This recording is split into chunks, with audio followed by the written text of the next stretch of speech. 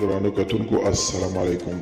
زه محمد سلمان همدرد د حق غږ پښتو چینل خبري لنډیز کې ستاسو کوربه اوس تاسو پام را اړوم د مهمو خبرونو لنډیز ته. په برتانیا کې د دغه هیواد دفاع وزارت داسې محرم اسناد موندل شوي چې په هغه کې د افغانستان په اړه ځینې موارد راغلي دي.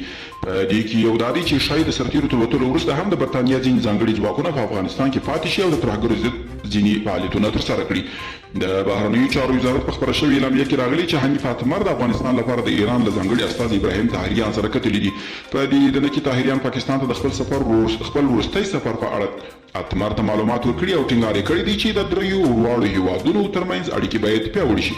د ولسي جرګې غړو تېره ورځ د جرګې په امتیازي ساعت کې په هیواد کې د روانو جګړو په اړه شدید اندېښنه څرګنده کړه او د ملیشه جوړونې خلاف یې اواز پورته کړ. دوی د همداراز له ولسمشر څخه غوښتنه وکړه چې مخکې له دې څخه چې وخت تمام چې د هیواد ستونزو ته جدي پاملرنه وکړي او د روان فساد مخنیوی وکړي.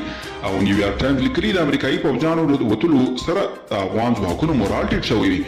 د لویدیځ ورځپاڼې نیویارک ټایمز په خپلې تازه ګڼې کې لیکلي دي چې د مۍ له لومړۍ نیټې را په دې خوا چې امریکایي پوځیان له افغانستان وتل پیل کړي د افغان ځواکونو مورال ټیټ شوی دی.